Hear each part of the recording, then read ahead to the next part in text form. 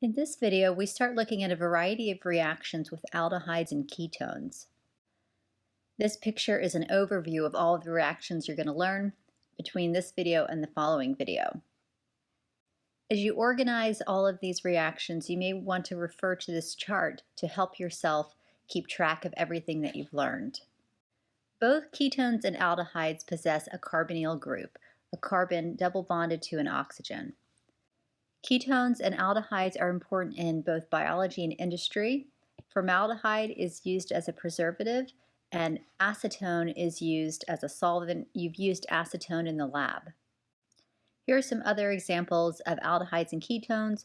Notice that the functional group is highlighted in red. There are 4 steps in naming an aldehyde or a ketone. First, as always, you identify and name the parent chain, which contains the aldehyde or ketone. You identify the name of the substituents, you assign a number to each of those substituents, and then assemble the name alphabetically. For aldehydes, you replace the E at the end of the name with Al. Al is the suffix, it is short for aldehyde. So if you have a 4-carbon parent chain with an aldehyde, you would take butane, take the E off, and add Al to get to butanal. Please note that the parent chain must include the carbonyl carbon. So if we look at this example, the parent chain is actually the 6-carbon chain, not the longer 8-carbon chain, because it has to include the carbonyl carbon. So we have 6 carbons, that would be hexane. You take the E off the end and add Al for aldehyde. For aldehydes, the carbonyl carbon is assigned as number 1, and then everything is named accordingly. Now for ketones, you follow the same procedure, but instead of adding Al to the end, you're going to add ONE for ketone. Again, the parent chain must include the carbonyl carbon, and you want to give the carbonyl carbon the lowest possible number, and it will be expressed before the parent name or before the suffix. So if we number left to right, the carbonyl carbon in this example is at carbon 3, so that becomes 3-heptanone or heptane 3-one. Notice if we had numbered from right to left, that carbonyl carbon would be at carbon 5, which is higher than carbon 3. So that is not the correct way to number. If there are any chiral centers, you need to indicate that at the beginning of the name, as always. If you have an aldehyde next to a ring, that's called a carbaldehyde, so this becomes cyclohexane carbaldehyde. There are also common names that are recognized, such as formaldehyde, acetaldehyde, and benzaldehyde.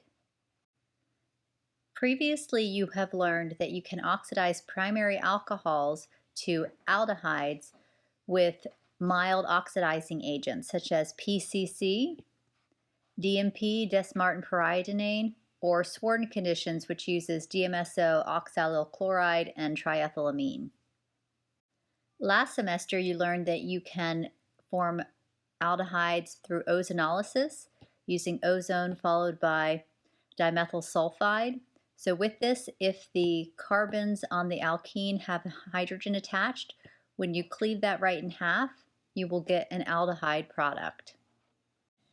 Last semester, we also looked at terminal alkynes. So that's an alkyne that ends with a hydrogen. And if you do a hydroboration oxidation of that, you end up with an aldehyde, where this carbon of the terminal alkyne becomes the carbon of the carbonyl. All secondary alcohols get oxidized to ketones. So this would be the Jones reagent, but you can also use PCC, DMP, or Swarden. If we're doing ozonolysis and the carbons of the alkene are only attached to other carbons, then you would get ketones when you cleave the alkene. Another reaction with the terminal alkyne, if instead of hydroboration oxidation, you did an acid catalyzed hydration, you would get a ketone. So here, this carbon becomes the carbon of the carbonyl. This carbon is the carbon of the CH3 group. Friedel-Crafts acylation can also give you a ketone. In this, benzene is the nucleophile, the acid chloride is the electrophile, and we use aluminum trichloride as a catalyst.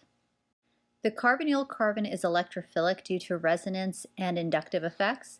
So we can draw two different resonance structures for this, and one of them has a full positive formal charge on that carbon, meaning it would like electrons. So it is very electrophilic.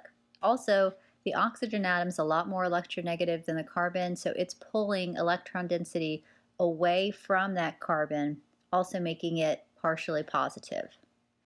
A carbonyl carbon is sp2 hybridized, which means that its geometry is trigonal planar. And when a nucleophile attacks, it can attack from either the top face or from the bottom face. And when it does that, it forms a new sp3 carbon, which is a tetrahedral center. Generally speaking, aldehydes are more reactive than ketones towards nucleophiles, and this is for two different reasons. First, steric effects. Aldehydes are less sterically hindered. That small hydrogen is not going to block access to the carbonyl carbon as much as some type of alkyl group or other group. And then finally, electronic effects. The aldehyde has a larger partial positive on the carbonyl carbon, and this is due to induction. So alkyl groups can donate inductively electrons through their sigma bonds to stabilize the partial positive charge, but a hydrogen cannot do that. Some nucleophiles require acid conditions, others require basic conditions. For example, we've previously looked at the Grignard reaction, which occurs under basic conditions. And generally speaking, a strong nucleophile means the reaction is under basic conditions. And this is the general mechanism of nucleophilic attack to a carbonyl under basic conditions. The nucleophile is going to attack the carbonyl carbon with a lone pair, and that's going to break the pi bond, which becomes a third lone pair on the oxygen atom, which gets you to this tetrahedral intermediate. And then we're going to follow that up with some water, where the O- is going to grab a hydrogen from water, breaking that OH bond to form the neutral product. Under acidic conditions, those steps are reversed. So here we're going to protonate the oxygen of the carbonyl first, using its lone pair. And now we have a super reactive intermediate that can then be attacked by the nucleophile with the pi bond breaking. So the two steps are essentially the same, they're just occurring in reverse order between the acidic conditions and the basic conditions. The reason this happens with weak nucleophiles is that the carbonyl needs to be protonated to form a positively charged intermediate, which is then reactive enough to be attacked by a weak nucleophile. And this is just demonstrating what I just said. This is a very powerful electrophile. If you have a strong nucleophile, you don't need that. It's reactive enough. But if you have a weak nucleophile, you need to ramp up the electrophilicity of your carbonyl compound. When a nucleophile attacks a carbonyl group, there is an equilibrium between the starting materials and the products. And the position of that equilibrium depends upon the ability of the nucleophile to function as a leaving group. So in this example, Cl is a nucleophile, but it's also a great leaving group. So here, in this reaction, the equilibrium would favor the starting ketone. We're going to go through a variety of reactions covering all of these different types of nucleophiles. Oxygen nucleophiles, such as water, alcohol, and diols. Sulfur nucleophiles, nitrogen nucleophiles, including both primary and secondary amines, hydride nucleophiles, such as lithium aluminum hydride and sodium borohydride, and carbon nucleophiles, including Grignards, cyanide, and Wittig reagents. So we've actually already looked at these, and we've looked at Grignards, so that part will be more of a review. Let's begin with oxygen nucleophiles. First of all, in the presence of water, a ketone or an aldehyde is in equilibrium with its hydrate. So a hydrate has two OH groups attached to this same carbon, which was the carbon of the carbonyl. Generally, the equilibrium here does not favor the formation of the hydrate except for very, very simple aldehydes. And the rate is way too slow unless acidic or basic conditions are used. Under basic conditions, hydroxide would be the nucleophile. So here we see hydroxide attacking the carbonyl carbon, breaking the pi bond to get to this tetrahedral intermediate, which then gets protonated by water. Under acidic conditions, we first have protonation of the carbonyl oxygen to form a souped up electrophile, and then the weak water nucleophile attacks that carbonyl carbon, breaking the pi bond. And then we have one more proton transfer because we always want to end up with a neutral intermediate. In this chapter, I want you to learn how to draw mechanisms for a lot of these different reactions. So there are a couple of rules to keep in mind. One is that a strong base cannot exist in an acidic environment, and a strong acid cannot exist in a basic environment. Alcohols can attack ketones and aldehydes. So if we have two equivalents of an alcohol, we will end up with a product called an acetal. Under acidic conditions, one ketone or aldehyde will react with two equivalents of an alcohol to form an acetal. And you typically use an acid catalyst such as para-toluene sulfonic acid shown here, or sulfuric acid. Now here is the mechanism, which is 7 steps, and I do want you to learn this mechanism. So if we have acid and an alcohol, that means we're going to be in acidic conditions. So the first step is the carbonyl oxygen is going to be protonated because we want to make that carbonyl compound really, really reactive. Now the oxygen of the alcohol, its lone pair will attack the carbonyl carbon, breaking the pi bond. Then we get to this intermediate, which is going to lose a proton to the conjugate base of the acid that you started with. So now we get to this intermediate called a hemiacetal. At this point, the oxygen of the OH is going to get protonated with the acid, and then that is going to create water, which is a good leaving group.